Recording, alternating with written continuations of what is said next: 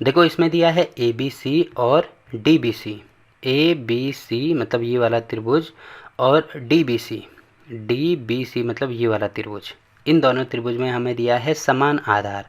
समान आधार का मतलब आपको दिख रहा होगा, ये जो आधार है ये इसमें भी आ रहा है, इसमें भी आ रहा है। समान आधार बी सी पर स्थित दो समद्विबाहु त्रिभुज। अब समद्विबाहु त्रिभुज का मतलब जिसकी दो भुजाएं बराबर हैं, जो कि आपको यहाँ पे दिख रहा होगा कि इस वाले त्रिभुज की ये दोनों भुजाएं बराबर हैं और इस वाले त्रिभुज की ये दोनों भुजाएं आपस में बराबर हैं, जो कि हमें आकृति 7.33 मतलब इस वाली आकृति में दिया गया है। ठीक है, अब दर्शाइए कि हमें क्या दर्शाना है कि कोण ए बी डी मतलब ये वाला जो कोण है वो बराबर होगा कोण ए सी डी।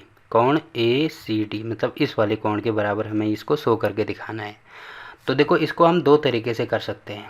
तो पहले पहला मेथड मैं आपको बता देता हूँ। पहले मेथड में हम इसमें क्या करेंगे, देखो पहली चीज़, अगर मैं इन दोनों भुजाओं को मिला दूँ, मतलब इन दोनों बिंदुओं को मिला दूँ, बिंदु ए और डी, तो यहाँ पे लिखेंगे बिंदु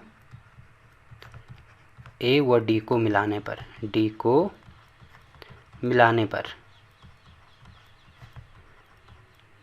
अब देखो इन दोनों बिंदुओं को हमने मिला दिया, तो यहाँ पे आपको दिख रहा होगा कि एक त्रिभुज ये वाला बन रहा है ए बी डी और दूसरा त्रिभुज ये वाला बन रहा है ए सी और डी। तो यहाँ पर लिखेंगे अब त्रिभुज ए बी डी तथा दूसरा त्रिभुज कौन सा है, त्रिभुज ए सी डी इसमें।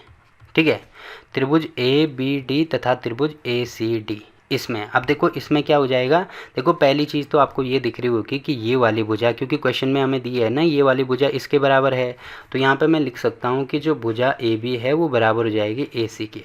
अब क्यों बराबर होगी, क्योंकि क्वेश्चन में हमें ये चीज़ दी थी, तो यहाँ पर लिखेंगे दिया है। पहली चीज़ तो हमें ये दी है। ठीक है, अब दूसरी चीज़ हमें ये दी है कि ये वाली भुजा इस वाली भुजा के बराबर थी, तो यहाँ पर मैं लिख सकता हूँ कि बी डी बराबर हो जाएगी डी सी। ठीक है, तो ये भी हमें प्रश्न में दिया है, तो यहाँ पर लिखेंगे दिया है। अब देखो दो भुजाएं बराबर होगी।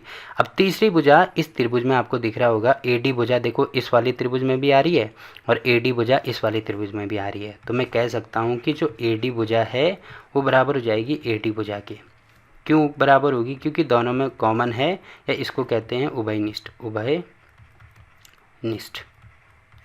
भुजा। अब देखो किसी भी दो त्रिभुज की तीन साइड आपस में बराबर होगी, साइड साइड साइड, या इसको भुजा भुजा भुजा कह सकते हैं।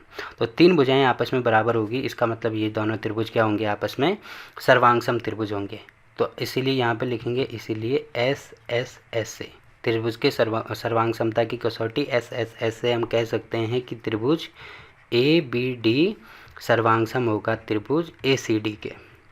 ठीक है, अब देखो ये दोनों त्रिभुज आपस में सर्वांग सम होंगे। पहला कौन सा, ये वाला त्रिभुज और दूसरा ये वाला त्रिभुज। इसको मैं बना के दिखा भी देता हूँ। पहला ये वाला त्रिभुज है और दूसरा ये जो ग्रीन वाला त्रिभुज है ये वाला त्रिभुज है।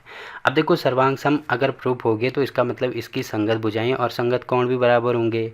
तो इसके संगत ये वाला कोण आ रहे हैं, इसके संगत ये वाला कोण आ रहा है और इसके संगत ये वाला कोण आ रहा है, तो ये दोनों कोण आपस में संगत है ना, तो इसका मतलब ये भी आपस में बराबर होंगे।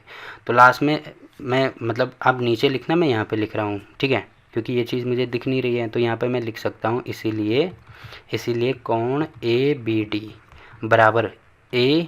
डी बराबर होगा ए सी डी, कोण ए सी डी, जो कि आपको यहाँ पे दिख रहा होगा। ठीक है, तो ये हमने कहाँ से लिखे, सी पी सी टी से। अब क्योंकि सर्वांग सम हो गए तो सी पी सी टी उसमें लगा सकते हैं, तो सी पी सी टी से ये दोनों बराबर हो गए। तो ये तो है इसका मेथड 1। अब दूसरा तरीका क्या होता है इसको सॉल्व करने का, इसके लिए मैं ये पूरे क्वेश्चन को यहाँ पे पेश कर देता हूँ।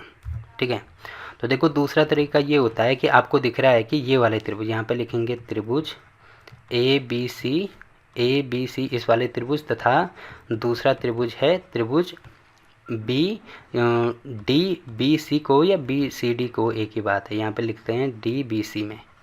अब इस वाले त्रिभुज में क्या हो रहा है, पहले मैं केवल इस वाले त्रिभुज की बात करता हूँ, त्रिभुज ए बी सी में। अब इसमें आपको दिख रहा होगा कि ये वाली भुजा और ये वाली भुजा दोनों आपस में बराबर हैं। तो मैंने बोला था कि किसी भी त्रिभुज की दो भुजाएं अगर बराबर हैं तो उसके सामने वाले यानी सम्मुख कोण भी बराबर होते हैं। तो देखो ये वाली भुजा के सम्मुख ये वाला कोण है और ये वाले भुजा के सम्मुख ये वाला कोण है, तो मैं कह सकता हूँ यहाँ पे कोण ए बी सी, कोण ए बी सी बराबर होगा किसके, कोण ए सी बी के, कोण ए सी बी के। तो पहली चीज़ तो ये हमने बराबर करके दिखा दिया, तो इसको मैं लिख देता हूँ यहाँ पे समीकरण 1। अब इसका रीज़न क्या लिखेंगे, यहाँ पे लिखेंगे समान भुजा के सम्मुख कोण, तो एग्जामिनर समझ जाएगा कि आप कहना क्या चाहते हो। पहली चीज़ ये होगी। अब दूसरा इस वाले त्रिभुज की बात हम करते हैं, त्रिभुज डी बी सी में।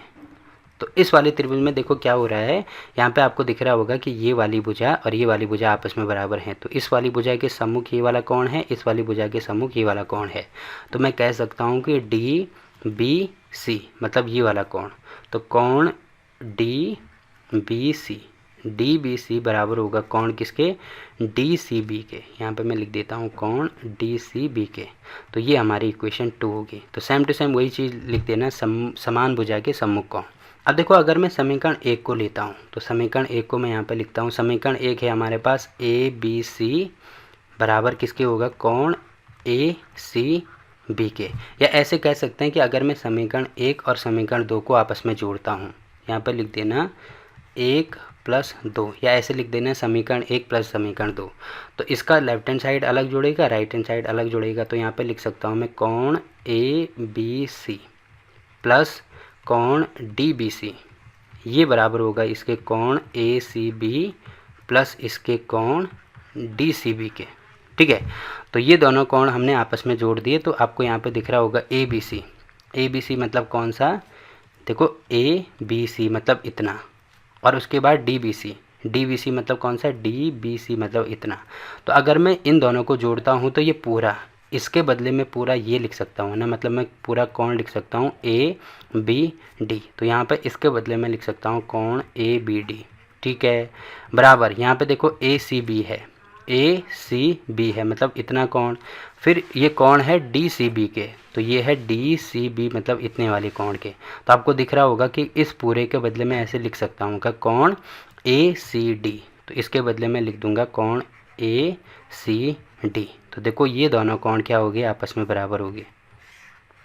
ठीक है, और यही हमें शो करके दिखाना था। तो मैंने इसके 2 तरीके आपको बता दिए, जो भी तरीका आपको अच्छा लगता है तो उस तरीके से आप इसको सॉल्व कर सकते हैं। ठीक है, तो देखो क्वेश्चन नंबर 5 यहाँ पे कंप्लीट होता है।